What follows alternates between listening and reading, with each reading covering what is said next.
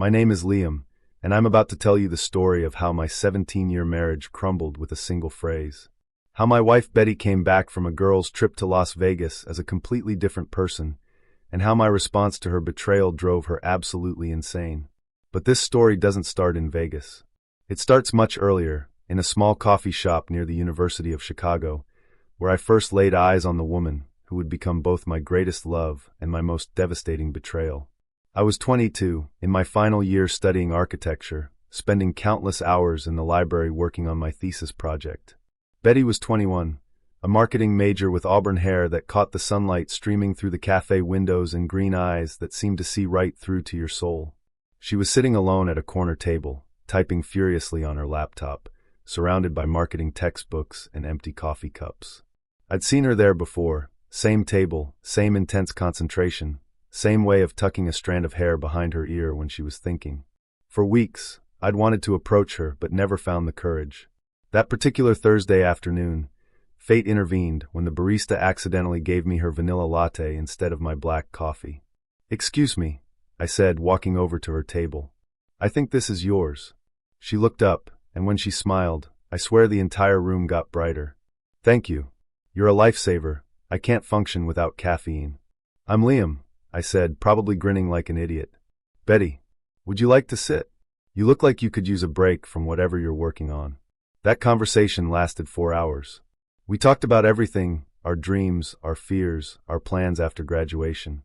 She wanted to work for a major advertising firm, maybe start her own agency someday. I wanted to design buildings that would outlast us both, structures that would make people feel something when they walked by them. We had our first date 3 days later. Our first kiss 2 weeks after that. By graduation, we knew we wanted to spend our lives together. We got married 6 months after college, in a small ceremony in her hometown of Springfield, Illinois. I'd landed a job at Richardson and Associates, a prestigious architectural firm in Denver, and Betty found work at a local advertising agency called Creative Spark. Those early years in Denver were magical.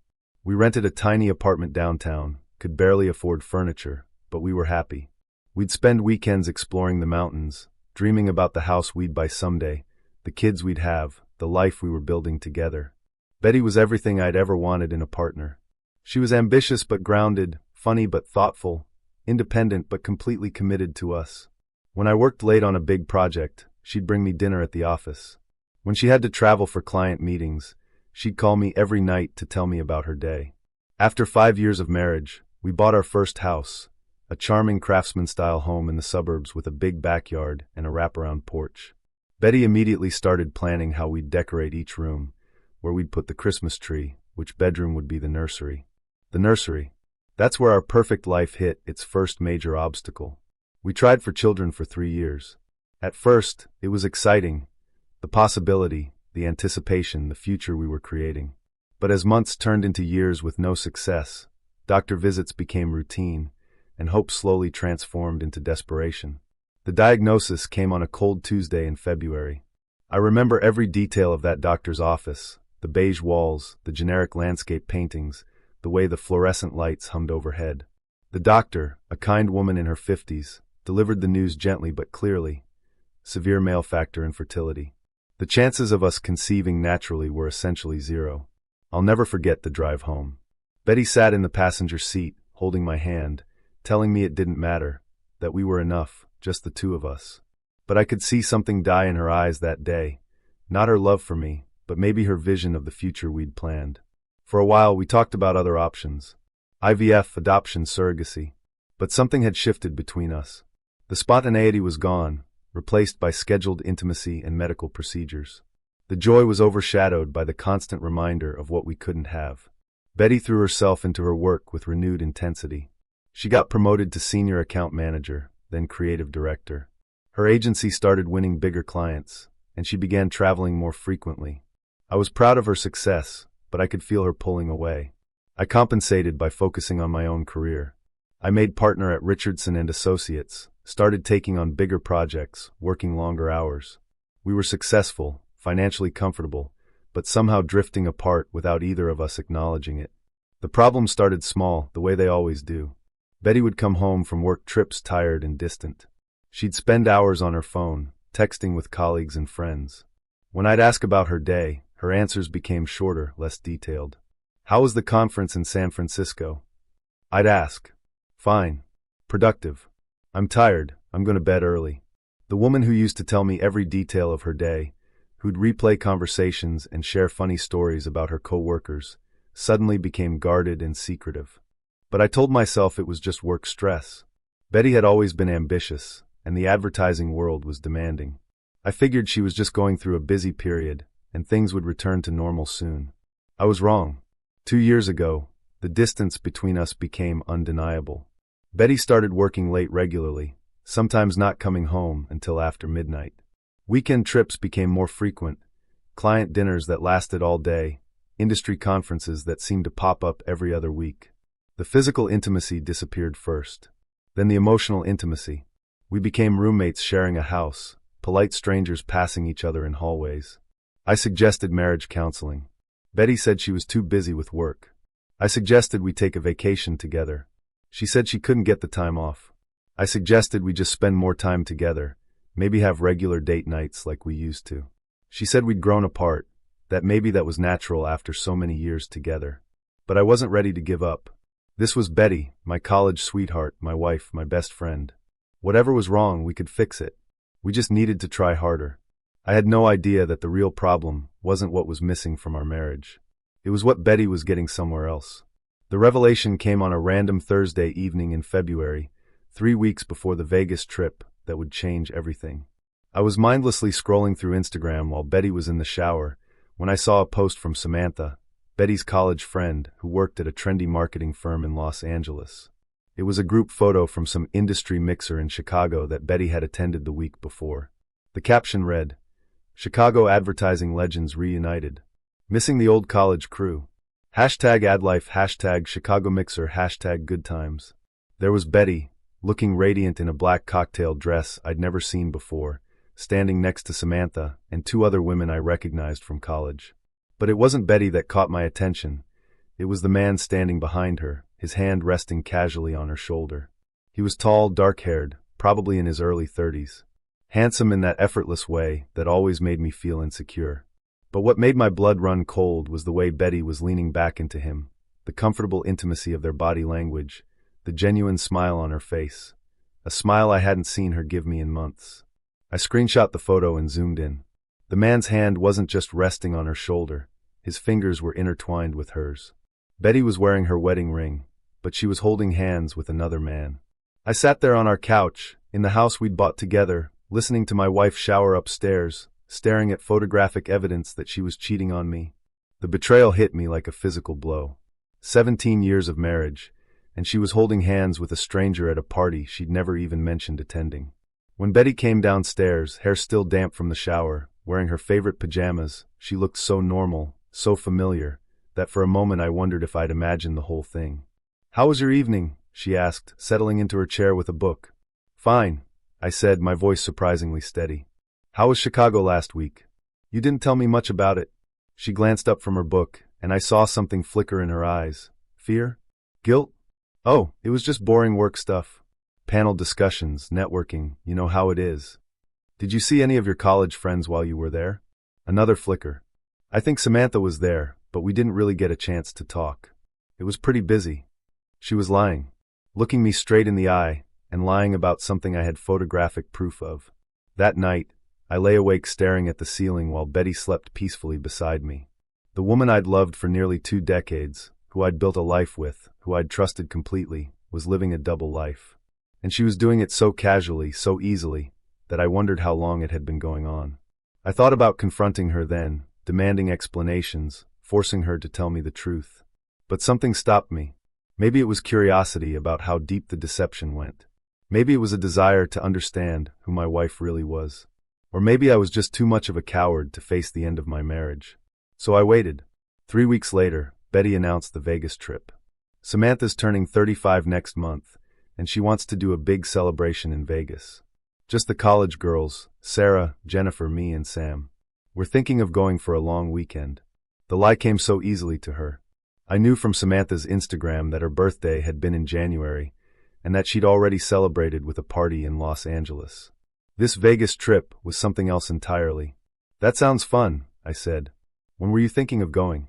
March 15th to 18th. I know it's short notice, but Sam just booked everything. You don't mind, do you? I could really use a break. Of course not. You deserve some time with your friends. She smiled and kissed my cheek, and I felt nothing. The woman who used to make my heart race with a simple touch might as well have been a stranger. The week before her departure, I made a decision that would change everything. I hired a private investigator. I know that sounds dramatic, but I needed to know the truth. The investigator, a middle-aged woman named Patricia who specialized in matrimonial cases, was professional and discreet. I gave her the Instagram photo, Betty's travel information, and a recent picture. I just need to know what's really happening, I told her. I need proof. Mr. Thompson, are you prepared for what I might find? Patricia asked gently. Sometimes the truth is more painful than the uncertainty. I'm already living with the pain of uncertainty, I replied. At least the truth will let me make informed decisions. Betty left for Vegas on a Thursday morning, kissing me goodbye like a devoted wife going on an innocent girl's trip.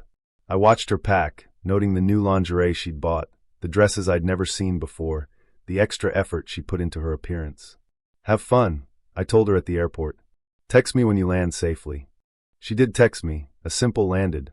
Love you, message with a photo of her and 3 women at the airport. I recognized Samantha, but not the other 2. Later, I would learn that Sarah and Jennifer had never even been on the trip. Betty had hired 2 women she'd met at a bar to pose for airport photos, creating an elaborate fiction to cover her tracks. That weekend was the longest of my life. Patricia called me Friday evening with her first report. Your wife checked into the Bellagio, but not with the women from the airport photo. She's with a man, tall, dark hair, early 30s. They're registered as Mr. and Mrs. Ryan Mitchell. Ryan Mitchell. The name hit me like a punch to the gut. Not only was she cheating, but she was playing house with him, using a fake married name like some kind of twisted fantasy. Saturday's report was worse. They'd spent the day at the pool together, gone to dinner at an expensive restaurant, attended a show. Patricia had photos of everything. Betty laughing at something Ryan said, Betty holding his hand across a dinner table, Betty kissing him in the elevator. But it was Sunday's report that broke me. They went shopping today, Patricia said. Expensive jewelry stores, designer boutiques. He bought her a diamond necklace at Tiffany & Company. The sales associate told them congratulations. Apparently, they're telling people they just got engaged. Engaged. My wife was playing out an engagement fantasy with her lover while I sat at home like a fool, worried about her safety. But Patricia wasn't done. There's something else, Mr. Thompson. I followed up on some social media activity. This Ryan Mitchell, he's not just some guy she met. They've been seeing each other for over a year. He's been to Chicago multiple times when your wife was supposedly there on business. There are photos going back 14 months. 14 months. Betty had been living a double life for over a year, creating an elaborate web of lies to cover her affair.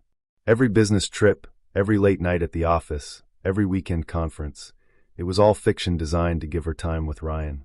When she returned from Vegas Monday evening, I was waiting for her in the living room. She looked radiant, happier than I'd seen her in years.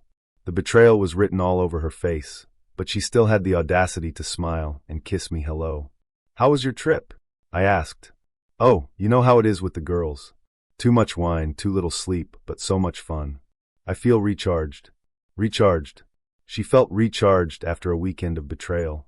That's when she sat down on the couch, our couch in our living room, in the house we'd built our life in, and said those words that would haunt me forever. Liam, I've been thinking during the trip. We've both changed over the years. We've grown in different directions. You're a good man, you've always been a good man, but I feel like we're no longer compatible. Maybe it would be better if let's just be friends. Let's just be friends. After 17 years of marriage, she wanted to be friends. I've replayed that moment 1,000 times in my mind. In the movies, the betrayed husband would explode with rage, demand explanations, threaten the other man. In real life, most men would probably break down, beg their wife to reconsider, promise to change whatever needed changing. But I didn't do either of those things. Instead, I smiled. You know what, Betty? You're absolutely right. Let's be friends. The look of confusion on her face was priceless. She'd clearly expected tears, arguments, desperate pleas for reconciliation. My calm acceptance threw her completely off balance. Really? She stammered. Really? Friendship is built on honesty and trust, right? And since we're friends now, we can be completely honest with each other. Yes, of course, she said, still looking bewildered. Great. So, as my friend, can you tell me about Ryan? The color drained from her face. What? I don't know what you mean. Come on, Betty. Friends don't lie to each other. Ryan Mitchell from Vegas. The man you've been seeing for over a year. The one who bought you a diamond necklace at Tiffany's while you were pretending to be engaged to him. She opened her mouth, closed it, opened it again. No words came out. I have photos, I continued conversationally. Lots of them. From this weekend and from your previous business trips. Patricia did excellent work. You hired a private investigator? Her voice was barely a whisper. I did. And you know what I discovered? My wife has been living a double life for 14 months. Creating elaborate lies, stealing money from our joint accounts to fund her affair, playing house with another man while I sat at home like an idiot, worried about our marriage. Betty started crying. Liam, I can explain. No need to explain. We're friends now, remember? Friends accept each other as they are. And apparently, you're the kind of person who can look me in the eye every day for over a year while conducting an affair behind my back. It's not what you think, she sobbed. It's exactly what I think. But that's okay. Friends can have different perspectives on things. The next few hours were a blur of accusations, denials, and eventually, tearful confessions. Betty told me everything. How she'd met Ryan at a marketing conference in Denver 18 months ago, how they'd connected over their shared ambitions and dreams, how the affair had started as an emotional connection and evolved into something physical. She told me about the fake business trips, the elaborate lies, the secret credit cards she'd opened to fund her double life. She told me how Ryan understood her in ways I never had, how he made her feel alive and desired and valued. But most painfully, she told me that she'd been planning to leave me for months, but had been too cowardly to face the conversation. The Vegas trip was supposed to be her final decision, a test to see if she could really imagine a future with Ryan. Apparently she could. I'm so sorry, Liam, she cried. I never meant for it to happen this way. I never wanted to hurt you. But you did hurt me, I replied calmly. You hurt me for 14 months. Every lie, every fake business trip, every time you came home from being with him and pretended to be my loving wife, you hurt me. I know. I'm sorry. I'm so sorry. I know you are. And as your friend, I forgive you. The look of relief on her face was almost comical. But, I continued, forgiving you doesn't mean there aren't consequences. Over the next few days, I established what I called our friendship guidelines. Since Betty wanted us to be friends instead of spouses, I decided to show her exactly what that meant. Friends are honest with each other, I told her over breakfast the next morning. So from now on, no more lies. When you're going to see Ryan, just tell me. When you want to spend money on your relationship with him, let me know. Transparency is the foundation of friendship. Betty nodded, still looking shell-shocked by how calmly I was handling everything. Friends also maintain appropriate boundaries, I continued. We should probably start sleeping in separate bedrooms. The master bedroom is yours. I'll move into the guest room. We'll need to separate our finances, of course. And we should start thinking about how to divide the household responsibilities. Divide the household responsibilities? She asked weakly. Well, yes. You'll be spending more time with Ryan now that we're just friends. I don't want to be a burden on your new relationship. You should feel free to come and go as you please. But here's where my plan got really interesting. I did some research into Colorado divorce law and made a discovery that changed everything. Colorado is a no-fault divorce state, which means adultery doesn't typically affect property division or alimony.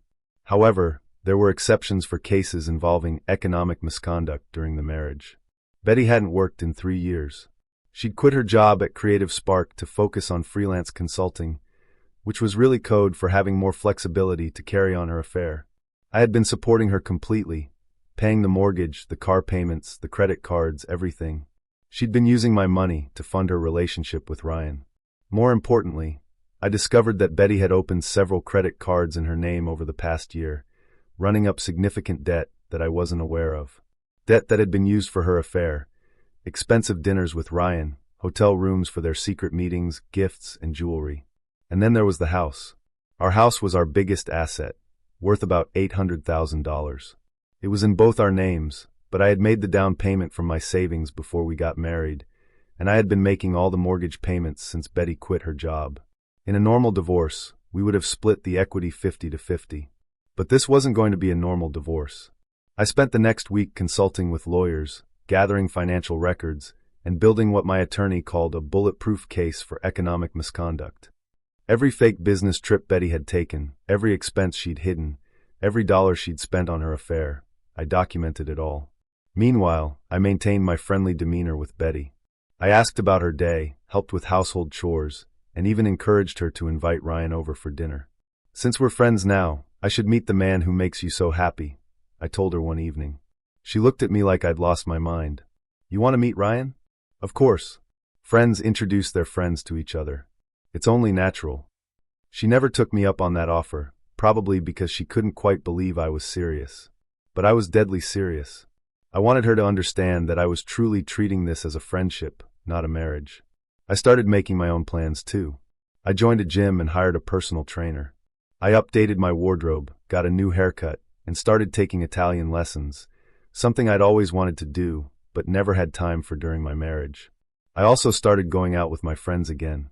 For years, I'd been the married guy who always had to check with his wife before making plans. Now, as a friend instead of a husband, I felt free to say yes to dinner invitations, poker nights, and weekend trips. The first time I came home at 2 a.m. from a night out with my college buddies, Betty was waiting up for me. "Where were you?" she demanded. "Out with Jim and the guys. We went to a jazz club downtown, then got some late-night food." "Why? You didn't tell me you were going out." "Did I need to?" Friends don't have to report their whereabouts to each other. That's more of a spouse thing. She stared at me for a long moment. "You're being ridiculous." "How am I being ridiculous?" "You wanted friendship instead of marriage. This is what friendship looks like." As the weeks passed, something interesting happened. The more I embraced my new friendship with Betty, the more confident and independent I became. I was sleeping better, eating healthier, and feeling more energetic than I had in years. I threw myself into my work with renewed passion, taking on challenging projects I'd been too comfortable to pursue before. I reconnected with old friends I'd lost touch with.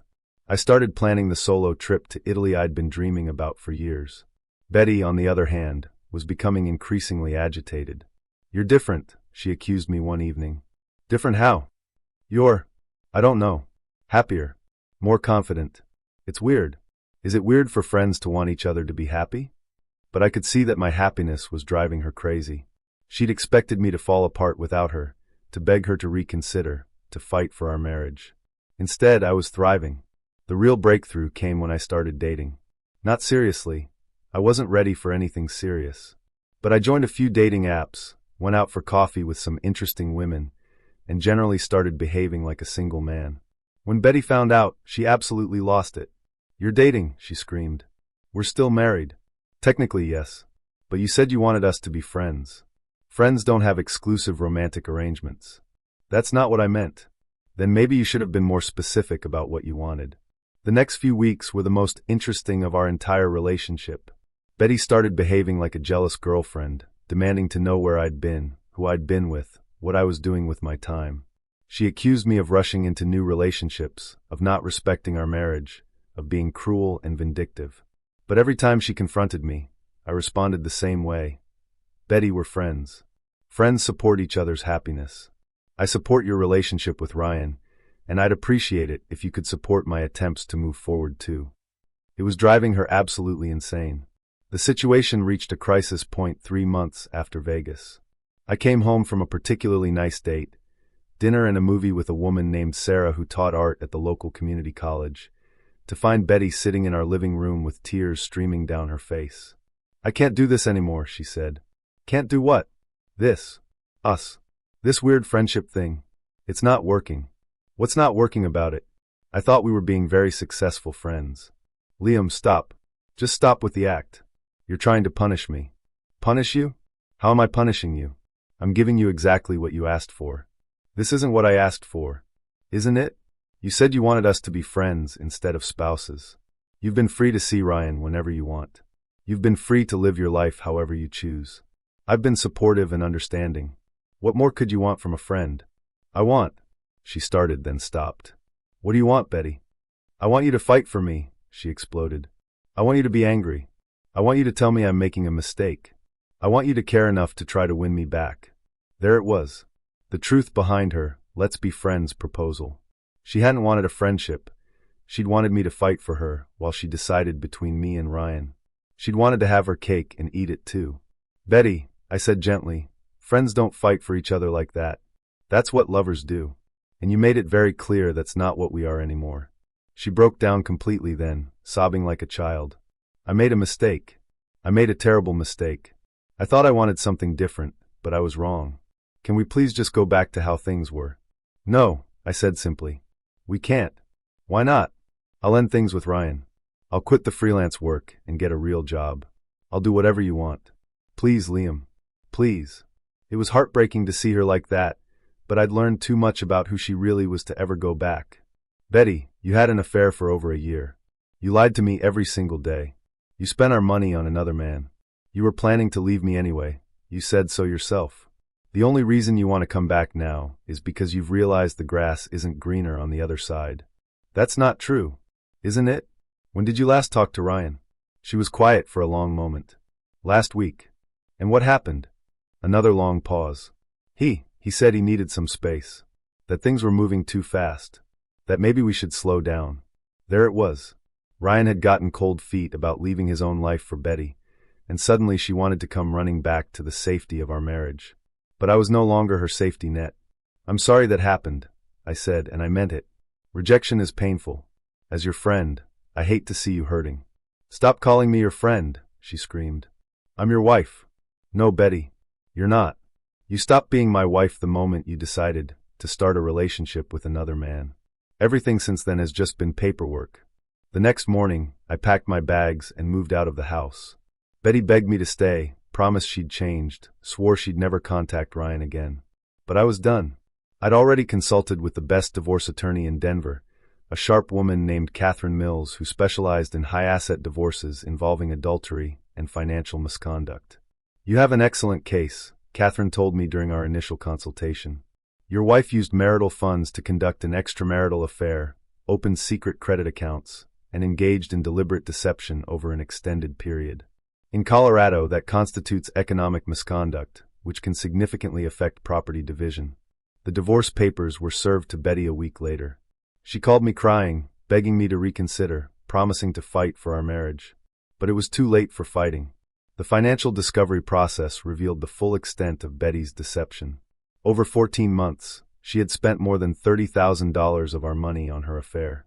Expensive dinners, hotel rooms, gifts for Ryan, new clothes for their dates, even a weekend trip to Cabo that she'd told me was a freelance consulting retreat. She'd also run up $15,000 in credit card debt that I'd known nothing about, money that had been used entirely for her relationship with Ryan. But the most damaging evidence came from her own social media accounts. Patricia had done thorough work, documenting Betty's deception through Instagram posts, Facebook check-ins, and even Venmo transactions. There was a clear pattern of lies and financial misconduct that made Catherine's job very easy. "Your wife's attorney is suggesting a 50-50 split of assets," Catherine told me after the first negotiation session. "They're claiming the affair was a brief lapse in judgment and shouldn't affect the property division." "What did you tell them?" "I showed them our evidence. The photos, the financial records, the timeline of deception. I explained that this wasn't a brief lapse in judgment.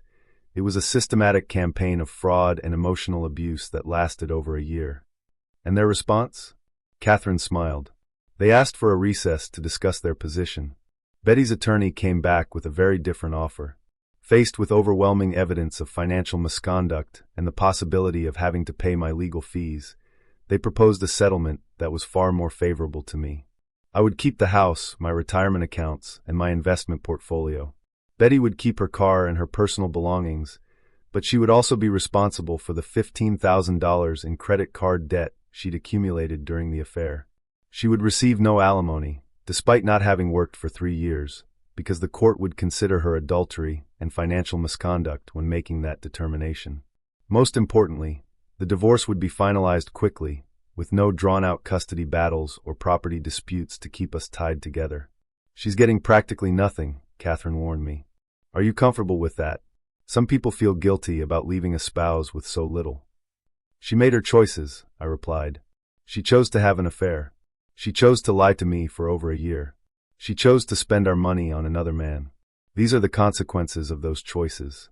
Betty signed the settlement agreement on a rainy Thursday in October, 7 months after her Vegas trip. I wasn't present for the signing. Catherine handled everything. But I heard from mutual friends that Betty had looked terrible, like she hadn't slept in weeks. The house felt different after Betty moved out. Lighter somehow, as if a weight I hadn't realized I was carrying had been lifted. I kept most of the furniture but changed everything else: new paint, new artwork, new bedding. I wanted to erase every trace of the life we'd built together.